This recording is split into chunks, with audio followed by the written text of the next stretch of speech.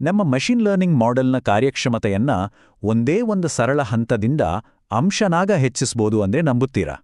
ಆದರೆ ಈ ಹಂತವನ್ನೇ ಹೆಚ್ಚಿನವರು ಕಡೆಗಣಿಸ್ತಾರೆ. ಬನ್ನಿ ಇವತ್ತು ಆ ಸೀಕ್ರೆಟ್ ಏನು ಅಂತ ನೋಡೋಣ.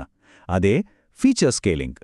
ಸರಿ, ಇವತ್ತು ನಾವು ಏನೇನು ನೋಡ್ತೀವಿ ಅಂದ್ರೆ, ಮೊದಲು ಯೂನಿಟ್ ಡಿಸ್ಟಾರ್ಷನ್ ಸಮಸ್ಯೆ ಅಂದ್ರೆ ಏನು ಅಂತ ಶುರು ಮಾಡೋಣ.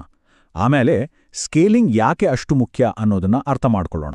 ನಂತರ ಯಾವ್ಯಾವ ಟೂಲ್ಸ್ ಇದೆ ಅಂತ ನೋಡಿ ಡೇಟಾ ಲೀಕೇಜ್ ಅನ್ನೋ ದೊಡ್ಡ ತಪ್ಪನ್ನ ಹೇಗೆ ಅವಾಯ್ಡ್ ಮಾಡೋದು ಅಂತ ಕಲಿಯೋಣ. ಕೊನೆಗೆ ಇದನ್ನ ಪ್ರಾಕ್ಟೀಸ್ನಲ್ಲಿ ಹೇಗೆ ಬಳಸೋದು ಮತ್ತೆ ಯಾವಾಗ ಇದನ್ನ ಬಳಸಬಾರದು ಅಂತಾನೋ ತಿಳ್ಕೊಳ್ಳೋಣ. ಹಾಗಾದ್ರೆ ಮೊದಲನೇ ಟಾಪಿಕ್, ಯೂನಿಟ್ ಡಿಸ್ಟಾರ್ಷನ್ ಸಮಸ್ಯೆ. ಇದನ್ನೊಂದು ಸಿಂಪಲ್ ಉದಾಹರಣೆ ಮೂಲಕ ಅರ್ಥ ಮಾಡ್ಕೊಳ್ಳೋಣ. ಒಂದು ಅಡಿಗೆ ರೆಸಿಪಿಯಲ್ಲಿ 500 ಗ್ರಾಂ ಹಿಟ್ಟು ಮತ್ತು 1 ಟೀಸ್ಪೂನ್ ಉಪ್ಪು ಹಾಕಬೇಕು ಅಂದ್ಕೊಳ್ಳಿ. ಎರಡನ್ನೂ ಒಂದೇ ತಕ್ಕಡಿಯಲ್ಲಿ ನೋಡಿದ್ರೆ ಏನಾಗುತ್ತೆ? 500 ಗ್ರಾಂ ಅನ್ನೋದು ಆ 1 ಟೀಸ್ಪೂನನ್ನು ಸಂಪೂರ್ಣವಾಗಿ ಡಾಮಿನೇಟ್ ಮಾಡುತ್ತೆ ಅಲ್ವಾ? ಉಪ್ಪಿನ ರುಚಿ ಎಷ್ಟೇ ಮುಖ್ಯವಾಗಿದ್ರೂ ಅದರ ಪ್ರಮಾಣ ಚಿಕ್ಕದಾಗಿರೋದ್ರಿಂದ ಅದು ಲೆಕ್ಕಕ್ಕೆ ಬರಲ್ಲ. ಎಕ್ಸಾಕ್ಟ್ಲಿ ಇದೇ ರೀತಿ ನಮ್ಮ ಮಷಿನ್ ಲರ್ನಿಂಗ್ ಮಾಡೆಲ್ಗಳು ಕೂಡ ವಿಭಿನ್ನ ಯೂನಿಟ್ಗಳಿಂದ ಕನ್ಫ್ಯೂಸ್ ಆಗಿ ದಾರಿ ತಪ್ಪಿಬಿಡ್ತವೆ. ಇಲ್ಲಿ ನೋಡಿ, ಇಬ್ಬರು ವ್ಯಕ್ತಿಗಳ ಡೇಟಾ ಇದೆ. ಒಬ್ಬರ ವಯಸ್ಸು 25, ಇನ್ನೊಬ್ಬರದು 65. ಸಂಬಳಕ್ಕೆ ಬಂದ್ರೆ ಒಬ್ಬರದು $50,000, ಇನ್ನೊಬ್ಬರದು $90,000. ಈಗ ನಂಬರ್ಗಳನ್ನೇ ನೋಡಿ. ಸಂಬಳದ ಸಂಖ್ಯೆಗಳು ಎಷ್ಟೊಂದು ದೊಡ್ಡದಿದೆ. ವಯಸ್ಸಿನ ಸಂಖ್ಯೆಗಳು ಅದರ ಮುಂದೆ ಏನೂ ಅಲ್ಲ. ಮಾಡೆಲ್ಗೆ ಇದನ್ನು ಕೊಟ್ಟಾಗ ಏನಾಗುತ್ತೆ? ಅದು ಸಂಬಳದ ವ್ಯತ್ಯಾಸವನ್ನೇ ದೊಡ್ಡದಾಗಿ ಪರಿಗಣಿಸುತ್ತೆ. ವಯಸ್ಸಿನ ವ್ಯತ್ಯಾಸ ಎಷ್ಟೇ ಮುಖ್ಯವಾಗಿದ್ರೂ ಆ ಸಣ್ಣ ಸಂಖ್ಯೆಗಳಿಂದಾಗಿ ಮಾಡೆಲ್ ಅದನ್ನು ಕಡೆಗಣಿಸ್ಬಿಡುತ್ತೆ. ಅಕ್ಷರಶಃ ಸಂಖ್ಯೆಗಳ ದೊಡ್ಡಸ್ತಿಕೆ ಮಾಡೆಲ್ನ ತೀರ್ಮಾನವನ್ನೇ ಹಾಳು ಮಾಡುತ್ತೆ. ಸೊ ಈ ಪ್ರಾಬ್ಲಮ್ಗೆ ಸೊಲ್ಯೂಷನ್ ಏನು? ಅದೇ ಫೀಚರ್ ಸ್ಕೇಲಿಂಗ್. ಸರಳವಾಗಿ ಹೇಳೋದಾದ್ರೆ ಇದು ಒಂದು ಪ್ರೀ ಪ್ರಾಸೆಸಿಂಗ್ ಟೆಕ್ನಿಕ್. ಇದು ಎಲ್ಲ ಫೀಚರ್ಗಳನ್ನು ಒಂದೇ ತಕ್ಕಡಿಗೆ ಅಂದ್ರೆ ಒಂದೇ ಸ್ಕೇಲ್ಗೆ ತರುತ್ತೆ. ಇದರಿಂದ ಯಾವುದೇ ಫೀಚರ್ಗೆ ಹೆಚ್ಚು ಅಥವಾ ಕಡಿಮೆ ಪ್ರಾಮುಖ್ಯತೆ ಸಿಗಲ್ಲ, ಎಲ್ಲವೂ ಸಮಾನವಾಗಿ ಕಾಂಟ್ರಿಬ್ಯೂಟ್ ಮಾಡುತ್ತೆ. ಇದು ಕೇವಲ ನಂಬರ್ ಸರಿ ಮಾಡೋದಲ್ಲ, ಮಾಡೆಲ್ನ ಕಲಿಕೆಯ ಅಡಿಪಾಯವನ್ನೇ ಗಟ್ಟಿ ಮಾಡುತ್ತೆ. ಇದು ಯಾಕಿಷ್ಟು ಇಂಪಾರ್ಟೆಂಟ್ ಅಂತ ಮುಂದೆ ನೋಡೋಣ. ಸರಿ, ಮುಂದಿನ ಪ್ರಶ್ನೆ, ಸ್ಕೇಲಿಂಗ್ ಮಾಡೋದ್ರಿಂದ ಅಂತಹ ಮಹತ್ವರ ಬದಲಾವಣೆ ಏನಾಗುತ್ತೆ? ಇದು ಬರೀ ನಂಬರ್ಗಳ ಆಟ ಅಷ್ಟೇನಾ? ಖಂಡಿತ ಇಲ್ಲ. ಇದು ಆಪ್ಟಿಮೈಸೇಷನ್ನ ಜಾಮಿತಿಯನ್ನೇ ಬದಲಾಯಿಸುತ್ತೆ. ನೋಡಿ, ಚಾಲಾ ಮಷಿನ್ ಲರ್ನಿಂಗ್ ಮಾಡೆಲ್ಗಳು ಒಂದು ಮಿಷನ್ ಮೇಲೆ ಇವೆ. ಅದೇನು ಅಂದ್ರೆ, ಒಂದು ದೊಡ್ಡ ಕಾಂಪ್ಲೆಕ್ಸ್ ಆದ ಕಣಿವೆಯಲ್ಲಿ ಅತಿ ತಗ್ಗಿನ ಜಾಗವನ್ನು ಅಂದ್ರೆ ಲೋವೆಸ್ಟ್ ಪಾಯಿಂಟನ್ನು ಹುಡುಕೋದು. ಈ ಕಣಿವೆ ಅನ್ನೋದು ಮಾಡೆಲ್ನ ಎರರ್ ಅಥವಾ ಲಾಸ್ ಅಂತ ಅಂದ್ಕೊಳ್ಳಿ. ಕಣಿವೆಯ ತಳಭಾಗ ಅಂದ್ರೆ ಎರರ್ ಅತಿ ಕಡಿಮೆ ಇರುವ ಜಾಗ. ಅದೇ ನಮಗೆ ಬೇಕಾಗಿರೋ ಬೆಸ್ಟ್ ಸೊಲ್ಯೂಷನ್. ಇಲ್ಲಿದ ಸಾಮಯ ಆಸಕ್ತಿಕರ ವಿಷಯ ಶುರುವಾಗೋದು. ನಾವು ಡೇಟಾವನ್ನ ಸ್ಕೇಲ್ ಮಾಡದೇ ಇದ್ರೆ ಏನಾಗುತ್ತೆ ಗೊತ್ತಾ? ಆ ಕಣಿವೆ ಚಪ್ಪಟೆಯಾಗಿ ಉದ್ದಕ್ಕೆ ಒಂದು ಅಂಡಾಕಾರದ ಶೇಪ್ಗೆ ತಿರುಗಿಬಿಡುತ್ತೆ. ಈಗ ನಮ್ಮ ಆಪ್ಟಿಮೈಸರ್ ಅಂದ್ರೆ ಆ ತಳಭಾಗವನ್ನು ಹುಡುಕೋಕೆ ಹೊರಟಿರೋ ಅಲ್ಗಾರಿದಮ್ ಈ ಚಪ್ಪಟೆ ಕಣಿವೆಯಲ್ಲಿ ಇಳಿಯೋಕೆ ரொம்ப ಕಷ್ಟಪಡುತ್ತೆ. ಅದು ನೇರವಾಗಿ ಕೆಳಗೆ ಬರೋ ಬದಲು ಗೋಡೆಗಳಿಗೆ ಬಡಿತಾ ಜಿಗ್ಜ್ಯಾಗ್ ದಾರಿಯಲ್ಲಿ ನಿಧಾನವಾಗಿ ಸಾಗುತ್ತೆ. ಇದರಿಂದ ಕಲಿಕೆಯ ಪ್ರಕ್ರಿಯೆ ಉಜಾಸ್ತ ನಿಧಾನ ಆಗುತ್ತೆ. ಆದರೆ ನಾವು ಫೀಚರ್ ಸ್ಕೇಲಿಂಗ್ ಮಾಡಿದ ತಕ್ಷಣ ಮ್ಯಾಜಿಕ್. ಆ ವಿಕಾರವಾಗಿದ್ದ ಚಪ್ಪಟೆಯಾಗಿದ್ದ ಕಣಿವೆ ಒಂದು ಪರ್ಫೆಕ್ಟ್ ವೃತ್ತಾಕಾರದ ಬಟ್ಲಿನ ಹಾಗೆ ಆಗ್ಬಿಡುತ್ತೆ. ಈಗ ನಮ್ಮ ಆಪ್ಟಿಮೈಸರ್ಗೆ ದಾರಿ ಏಕ್ದಮ್ ಕ್ಲಿಯರ್. ಅದು ನೇರವಾಗಿ, ವೇಗವಾಗಿ, ಯಾವುದೇ ಅಡೆತಡೆ ಇಲ್ಲದೆ ಕಣಿವೆಯ ತಳಭಾಗಕ್ಕೆ ಅಂದ್ರೆ ನಮ್ಮ ಬೆಸ್ಟ್ ಸೊಲ್ಯೂಷನ್ಗೆ ಬಂದು ತಲುಪುತ್ತೆ. ಮಾಡೆಲ್ ಟ್ರೈನಿಂಗ್ ಫಾಸ್ಟ್ ಆಗುತ್ತೆ. ಈ ಸಮಸ್ಯೆ ಕೇವಲ ಗ್ರೇಡಿಯಂಟ್ ಡಿಸೆಂಟ್ಗೆ ಮಾತ್ರ ಸೀಮಿತವಾಗಿಲ್ಲ. ಬೇರೆ ಅಲ್ಗಾರಿದಮ್ಗಳಿಗೂ ಇದು ತೊಂದರೆ ಕೊಡುತ್ತೆ. ಉದಾಹರಣೆಗೆ KNN ಅಥವಾ SVMsನಂತಹ ಡಿಸ್ಟೆನ್ಸ್ ಬೇಸ್ಡ್ ಅಲ್ಗಾರಿದಮ್ಗಳನ್ನೇ ತಗೊಳ್ಳಿ. ಇಲ್ಲಿ $1,000 ಆದಾಯದ ವ್ಯತ್ಯಾಸ 40 ವರ್ಷ ವಯಸ್ಸಿನ ವ್ಯತ್ಯಾಸಕ್ಕಿಂತ ದೊಡ್ಡದಾಗಿ ಕಾಣಿಸುತ್ತೆ. ಯಾಕಂದ್ರೆ ಸಂಖ್ಯೆ ದೊಡ್ಡದಿದೆ. ಇದರಿಂದ ಹೋಲಿಕೆನೇ ತಪ್ಪಾಗೋಗುತ್ತೆ. ಅದೇ ರೀತಿ ರಿಡ್ಜ್ ಮತ್ತು ಲಾಸೋನಂತಹ ರೆಗ್ಯುಲರೈಸೇಷನ್ ತಂತ್ರಗಳು ಕೂಡ ತಪ್ಪು ಮಾಡ್ತವೆ. ಅವು ದೊಡ್ಡ ಮೌಲ್ಯದ ಫೀಚರ್ಗಳಿಗೆ ಹೆಚ್ಚು ಪೆನಾಲ್ಟಿ ಹಾಕ್ತವೆ. ಅದರ ಪ್ರಾಮುಖ್ಯತೆ ಎಷ್ಟಿದೆ ಅಂತ ನೋಡೋದೇ ಇಲ್ಲ. ಸೊ ಇದು ಮಷೀನ್ ಲರ್ನಿಂಗಲ್ಲಿ ತುಂಬಾ ಕಾಮನ್ ಆದ ಪ್ರಾಬ್ಲಮ್. ಸರಿ, ಪ್ರಾಬ್ಲಮ್ ಏನು ಅಂತ ಅರ್ಥ ಆಯ್ತು. ಈಗ ಸೊಲ್ಯೂಷನ್ ಬಗ್ಗೆ ಮಾತಾಡೋಣ. ಮುಂದಿನ ವಿಭಾಗ ದ ಸ್ಕೇಲಿಂಗ್ ಟೂಲ್ ಕಿಟ್. ಇಲ್ಲಿ ಬೇರೆ ಬೇರೆ ಸನ್ನಿವೇಶಗಳಿಗೆ ತಕ್ಕಂತೆ ಯಾವ ಟೂಲ್ ಬಳಸಬೇಕು ಅಂತ ನೋಡೋಣ. ಸ್ಕೇಲಿಂಗ್ನಲ್ಲಿ ಅತಿ ಹೆಚ್ಚು ಬಳಸೋ ಟೆಕ್ನಿಕ್ ಅಂದ್ರೆ ಸ್ಟ್ಯಾಂಡರ್ಡೈಸೇಷನ್ ಅಥವಾ ಝೆಡ್ ಸ್ಕೋರ್ ಸ್ಕೇಲಿಂಗ್ ಅಂತನೂ ಕರೀತಾರೆ. ಇದರ ಕೆಲಸ ಸಿಂಪಲ್. ಇದು ಡೇಟಾದ ಸರಾಸರಿಯನ್ನ ಅಂದ್ರೆ ಮೀನನ್ನು 0ಗೆ ತರುತ್ತೆ ಮತ್ತೆ ಸ್ಟ್ಯಾಂಡರ್ಡ್ ಡಿವಿಯೇಷನ್ ಅನ್ನು 1ಕ್ಕೆ ಸೆಟ್ ಮಾಡುತ್ತೆ. ನಮ್ಮ ಡೇಟಾ ಒಂದು ಬೆಲ್ ಕರ್ವ್ ತರ ಅಂದ್ರೆ ಗಾಷಿಯನ್ ಡಿಸ್ಟ್ರಿಬ್ಯೂಷನ್ ಹೊಂದ್ರೆ ಇದು ತುಂಬಾ ಚೆನ್ನಾಗಿ ಕೆಲಸ ಮಾಡುತ್ತೆ. ಲೀನಿಯರ್ ಲಾಜಿಸ್ಟಿಕ್ ರಿಗ್ರೆಷನ್ ಅಂತಹ ಅಲ್ಗಾರಿದಮ್ಗಳಿಗೆ ಇದು ಬೆಸ್ಟ್ ಚಾಯ್ಸ್. ಎರಡನೇ ಪಾಪ್ಯುಲರ್ ಟೆಕ್ನಿಕ್ ಅಂದ್ರೆ ನಾರ್ಮಲೈಸೇಷನ್. ಇದನ್ನ ಮಿನ್ ಮ್ಯಾಕ್ಸ್ ಸ್ಕೇಲಿಂಗ್ ಅಂತಾನೂ ಕರೀತಾರೆ. ಇದು ಏನ್ ಮಾಡುತ್ತೆ ಅಂದ್ರೆ ಡೇಟಾದ ಎಲ್ಲಾ ಮೌಲ್ಯಗಳನ್ನು ಒಂದು ಫಿಕ್ಸ್ಡ್ ರೇಂಜ್ಗೆ, ಸಾಮಾನ್ಯವಾಗಿ 0 ಇಂದ 1ರ ನಡುವೆ ಬರೋ ಹಾಗೆ ಮಾಡುತ್ತೆ.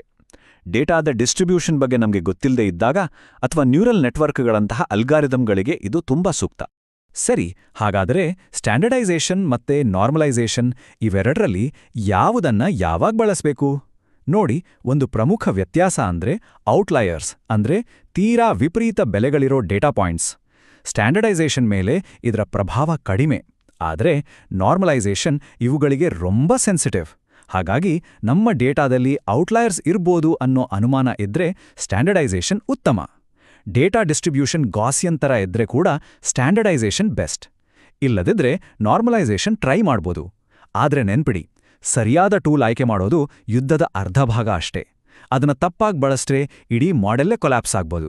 ಈಗ ನಾವು ಮಾತಾಡಬೋತಿರೋ ವಿಷಯ ತುಂಬಾ ಮುಖ್ಯವಾದದ್ದು. ಇದು ಮಷೀನ್ ಲರ್ನಿಂಗ್ನಲ್ಲಿ ಮಾಡುವ ಅತಿ ದೊಡ್ಡ ತಪ್ಪು. ಒಂದು ಸೈಲೆಂಟ್ ಕಿಲ್ಲರ್ ಇದ್ದ ಹಾಗೆ, ಅದೇ data leakage trap. Data leakage ಅಂದ್ರೆ ಏನು? ಸರಳವಾಗಿ ಹೇಳೋದಾದ್ರೆ, ನಮ್ಮ ಮಾಡೆಲ್ ಟ್ರೈನಿಂಗ್ ಸಮಯದಲ್ಲಿ ಅದಕ್ಕೆ ನೋಡಲು ಅವಕಾಶವಿಲ್ಲದ ಡೇಟಾವನ್ನು, ಅಂದರೆ ಟೆಸ್ಟ್ ಡೇಟಾವನ್ನು ನೋಡೋದು. ಇದು ಪರೀಕ್ಷೆ ಬರೆಯೋ ಮುಂಚೆ ಪ್ರಶ್ನೆ ಪತ್ರಿಕೆ ನೋಡಿದ ಹಾಗೆ. ಮಾಡೆಲ್ ಚೀಟ್ ಮಾಡುತ್ತೆ. ಇದರಿಂದ ಟ್ರೈನಿಂಗ್ನಲ್ಲಿ ಅದರ ಪರ್ಫಾರ್ಮೆನ್ಸ್ ಅದ್ಭುತವಾಗಿ ಕಾಣಿಸ್ಬೋದು. ಆದರೆ ರಿಯಲ್ ವರ್ಲ್ಡ್ನಲ್ಲಿ ಅದನ್ನು ಬಳಸಿದಾಗ ಅದು ಸಂಪೂರ್ಣವಾಗಿ ಫೇಲ್ ಆಗುತ್ತೆ. ಇದು ನೋಡಿ, ಡೇಟಾ ಲೀಕೇಜ್ಗೆ ದಾರಿ ಮಾಡಿಕೊಡೋ ತಪ್ಪು ವಿಧಾನ. ಸ್ಟಾಪ್. ಮೊದಲು ಇಡೀ ಡೇಟಾವನ್ನು, ಅಂದರೆ ಟ್ರೈನ್ ಮತ್ತು ಟೆಸ್ಟ್ ಎರಡನ್ನೂ ಒಟ್ಟಿಗೆ ತಗೊಂಡು ಅದರ ಮೇಲೆ ಸ್ಕೇಲರನ್ನು ಫಿಟ್ ಮಾಡೋದು. ಆಮೇಲೆ ಡೇಟಾವನ್ನು ಸ್ಪ್ಲಿಟ್ ಮಾಡೋದು. ಇದರಿಂದ ಏನಾಗುತ್ತೆ ಅಂದರೆ, ಟೆಸ್ಟ್ ಸೆಟ್ನ ಇನ್ಫಾರ್ಮೇಷನ್, ಅಂದರೆ ಅದರ ಮೀನ್ ಮತ್ತು ಸ್ಟ್ಯಾಂಡರ್ಡ್ ಡಿವಿಯೇಷನ್, ಟ್ರೈನಿಂಗ್ ಪ್ರಾಸೆಸ್ ಒಳಗೆ ಲೀಕ್ ಆಗುತ್ತೆ. ನಮ್ಮ ಮಾಡೆಲ್ ಭವಿಷ್ಯವನ್ನು ನೋಡಿ ಕಲಿಯೋ ಥರ ಆಗುತ್ತೆ. ಇದು ಮಾಡೆಲ್ನ ವಿಶ್ವಾಸಾರ್ಹತೆಯನ್ನೇ ನಾಶ ಮಾಡುತ್ತೆ. ಹಾಗಾದ್ರೆ ಸರಿ ದಾರಿ ಯಾವುದು? ಇಲ್ಲಿದೆ ಗೋಲ್ಡನ್ ರೂಲ್. ನೆನ್ಪಿಟ್ಕೊಳ್ಳಿ, ಮೊದಲನೇ ಸ್ಟೆಪ್ ಡೇಟಾವನ್ನ ಟ್ರೈನ್ ಮತ್ತೆ ಟೆಸ್ಟ್ ಅಂತ ಸ್ಪ್ಲಿಟ್ ಮಾಡೋದು. ಅದಾದ್ಮೇಲೆ ಸ್ಕೇಲರನ್ನ ಕೇವಲ ಟ್ರೈನಿಂಗ್ ಡೇಟಾದ ಮೇಲೆ ಮಾತ್ರ ಫಿಟ್ ಮಾಡಬೇಕು. ಅಂದ್ರೆ scalar dot fit transform X train. ಆಮೇಲೆ ಅದೇ ಸ್ಕೇಲರನ್ನ ಬಳಸಿ ಟೆಸ್ಟ್ ಡೇಟಾವನ್ನ ಕೇವಲ ಟ್ರಾನ್ಸ್ಫಾರ್ಮ್ ಮಾಡಬೇಕು. Scalar dot transform X test. Fit ಅನ್ನೋದು ಕಲಿಯೋ ಪ್ರಕ್ರಿಯೆ. ಟೆಸ್ಟ್ ಡೇಟಾದಿಂದ ನಾವು ಏನನ್ನೂ ಕಲಿಬಾರ್ದು, ಅದನ್ನ ಕೇವಲ ಟೆಸ್ಟ್ ಮಾಡಬೇಕು. ಇದು ரொம்ப ಮುಖ್ಯ. ಸರಿ, ಈ ಗೋಲ್ಡನ್ ರೂಲ್ ಅನ್ನು ಪ್ರಾಕ್ಟಿಕಲ್ ಆಗಿ, ಸೇಫ್ ಆಗಿ ಮತ್ತೆ ಎಫಿಷಿಯೆಂಟ್ ಆಗಿ ಹೇಗೆ ಅಪ್ಲೈ ಮಾಡೋದು ಅಂತ ನೋಡೋಣ. ವೃತ್ತಿಪರರು ಇದಕ್ಕಾಗಿ ಸೈಕಿಟ್ ಲರ್ನ್ನ ಪೈಪ್ಲೈನ್ಸ್ ಅನ್ನು ಬಳಸ್ತಾರೆ. ಈ ಡೇಟಾ ಲೀಕೇಜ್ ತಪ್ಸೋಕೆ ಮತ್ತೆ ನಮ್ಮ ಕೋಡನ್ನ ಕ್ಲೀನಾಗಿಡೋಕೆ ಬೆಸ್ಟ್ ದಾರಿ ಅಂದ್ರೆ ಸೈಕಿಟ್ ಲರ್ನ್ ಪೈಪ್ಲೈನ್ಸ್. ಪೈಪ್ಲೈನ್ಗಳು ನಮ್ಮ ಎಲ್ಲ ಸ್ಟೆಪ್ಸ್ಗಳನ್ನು ಪ್ರೀ ಪ್ರಾಸೆಸಿಂಗಿಂದ ಮಾಡಲಿಂಗ್ವರೆಗೂ ಒಂದು ಸರಪಳಿಯಲ್ಲಿ ಜೋಡಿಸ್ತವೆ. ಇದು ಕೋಡನ್ನು ನೀಟಾಗಿಡುತ್ತೆ ಮತ್ತೆ ತಪ್ಪುಗಳಾಗದಂತೆ ನೋಡ್ಕೊಡುತ್ತೆ. ಈ ಕೋಡ್ ನೋಡಿ ಎಷ್ಟು ಸಿಂಪಲ್ ಆಗಿದೆ. ಇಲ್ಲಿ ಮೇಕ್ ಪೈಪ್ಲೈನ್ ಬಳಸಿ ನಾವು ನಮ್ಮ ಸ್ಟ್ಯಾಂಡರ್ಡ್ ಸ್ಕೇಲರ್ ಮತ್ತೆ ಲಾಜಿಸ್ಟಿಕ್ ರಿಗ್ರೆಷನ್ ಮಾಡೆಲ್ ಅನ್ನು ಒಟ್ಟಿಗೆ ಸೇರಿಸಿದ್ದೇವೆ. ನಾವು pipeline dot fit X train Y train ಅಂತ ಒಂದೇ ಲೈನ್ ಕೋಡ್ ಬರೆದಾಗ ಪೈಪ್ಲೈನ್ ಹಿನ್ನೆಲೆಯಲ್ಲಿ ಆ ಗೋಲ್ಡನ್ ರೂಲ್ ಅನ್ನು ತಾನಾಗಿಯೇ ಫಾಲೋ ಮಾಡುತ್ತೆ. ಅಂದ್ರೆ ಅದು ಮೊದಲು ಎಕ್ಸ್ ಟ್ರೈನ್ ಮೇಲೆ ಸ್ಕೇಲರ್ ಅನ್ನು ಫಿಟ್ ಮಾಡಿ ಟ್ರಾನ್ಸ್ಫಾರ್ಮ್ ಮಾಡುತ್ತೆ, ಆಮೇಲೆ ಮಾಡೆಲ್ ಅನ್ನು ಟ್ರೈನ್ ಮಾಡುತ್ತೆ. ಎಲ್ಲವೂ ಆಟೋಮ್ಯಾಟಿಕ್, ಸೇಫ್ ಮತ್ತು ದೋಷರಹಿತ. ಇಲ್ಲಿವರೆಗೂ ಸ್ಕೇಲಿಂಗ್ ಯಾಕೆ, ಹೇಗ್ ಮಾಡಬೇಕು ಅಂತ ನೋಡಿದ್ವಿ. ಅದರ ಪ್ರತಿಯೊಂದು ನಿಯಮಕ್ಕೂ ಒಂದು ಅಪವಾದ ಇರುತ್ತೆ ಅಲ್ವಾ?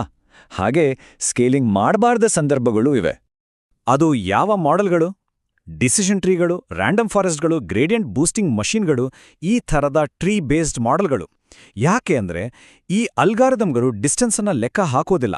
ಬದಲಿಗೆ ಅವು ಫೀಚರ್ಗಳ ಮೌಲ್ಯಗಳ ಮೇಲೆ ಹೌದು ಅಥವಾ ಇಲ್ಲ ಅನ್ನೋ ಥರದ ಸ್ಪ್ಲಿಟಿಂಗ್ ರೂಲ್ಸ್ಗಳನ್ನು ಮಾಡ್ತವೆ. ಉದಾಹರಣೆಗೆ, ವಯಸ್ಸು 30ಕ್ಕಿಂತ ಹೆಚ್ಚಿದೆಯಾ ಅಂತ. ಇಲ್ಲಿ ವಯಸ್ಸಿನ ಸ್ಕೇಲ್ ಎಷ್ಟೇ ಇರಲಿ, 30 ಅನ್ನೋ ನಂಬರ್ ಬದಲಾಗಲ್ಲ. ಹಾಗಾಗಿ ಈ ಮಾಡೆಲ್ಗಳಿಗೆ ಫೀಚರ್ ಸ್ಕೇಲಿಂಗ್ನ ಅವಶ್ಯಕತೆ ಇಲ್ಲ. ಇದನ್ನ ಮಾಡದಿದ್ರೂ ಅವುಗಳ ಪರ್ಫಾರ್ಮೆನ್ಸ್ ಮೇಲೆ ಏನೂ ಪರಿಣಾಮ ಆಗಲ್ಲ. ಸರಿ, ಹಾಗಾದ್ರೆ ಈ ಎಲ್ಲ ಚರ್ಚೆಯಿಂದ ನಾವು ಕಲಿಬೇಕಾದ ಪ್ರಮುಖ ಅಂಶಗಳೇನು? ಒಂದೊಂದಾಗಿ ನೋಡೋಣ. ಫೀಚರ್ಗಳ ಯೂನಿಟ್ಗಳು ಅಥವಾ ರೇಂಜ್ಗಳು ತುಂಬಾ ವ್ಯತ್ಯಾಸ ಇದ್ರೆ ಸ್ಕೇಲಿಂಗ್ ಮಾಡಲೇಬೇಕು. ಡಿಸ್ಟೆನ್ಸ್ ಬೇಸ್ಡ್ ಅಥವಾ ಗ್ರೇಡಿಯಂಟ್ ಡಿಸೆಂಟ್ ಬಳಸೋ ಅಲ್ಗಾರಿದಮ್ಗಳಿಗೆ ಇದು ತುಂಬಾ ಕ್ರಿಟಿಕಲ್. ನೆನ್ಪಿಡಿ, ಡೇಟಾ ಲೀಕೇಜ್ ತಪ್ಸೋಕೆ ಸ್ಕೇಲಿಂಗ್ ಮಾಡೋಕ್ಕೂ ಮುಂಚೆ ಡೇಟಾವನ್ನ ಸ್ಪ್ಲಿಟ್ ಮಾಡೋದು ಗೋಲ್ಡನ್ ರೂಲ್. ಸೈಕಿಟ್ ಲರ್ನ್ ಪೈಪ್ಲೈನ್ಸ್ ಬಳಸೋದು ಪ್ರೊಫೆಷನಲ್ ವೇ. ಕೊನೆಯದಾಗಿ, ಟ್ರೀ ಬೇಸ್ ಮಾಡೆಲ್ಗಳಿಗೆ ಸ್ಕೇಲಿಂಗ್ ಬೇಕಾಗಿಲ್ಲ. ಕೊನೆಗೆ ಒಂದು ಪ್ರಶ್ನೆ. ಫೀಚರ್ ಸ್ಕೇಲಿಂಗ್ ನಮ್ಮ ಡೇಟಾದ ಸ್ಕೇಲ್ ಬಗ್ಗೆ ಮಾಡೆಲ್ಗಳು ಇಟ್ಕೊಂಡಿರೋ ಒಂದು ಊಹೆಯನ್ನ ಸರಿಪಡಿಸುತ್ತೆ, ಸರಿ ತಾನೆ? ಹಾಗಾದ್ರೆ ನಮ್ಮ ಮಾಡೆಲ್ಗಳು ಬೇರೆ ಯಾವೆಲ್ಲ ಗುಪ್ತ ಊಹೆಗಳನ್ನು, ಅಂದ್ರೆ ಹಿಡನ್ ಅಸಂಪ್ಷನ್ಗಳನ್ನು ಮಾರ್ಕೊಂಡಿರ್ತವೆ? ಇದರ ಬಗ್ಗೆ ಯೋಚಿಸಿ. ಮುಂದಿನ ಬಾರಿ ಮಷೀನ್ ಲರ್ನಿಂಗ್ ಪ್ರಾಜೆಕ್ಟ್ ಮಾಡುವಾಗ ಇದು ನಮಗೆ ಸಹಾಯ ಮಾಡಬಹುದು.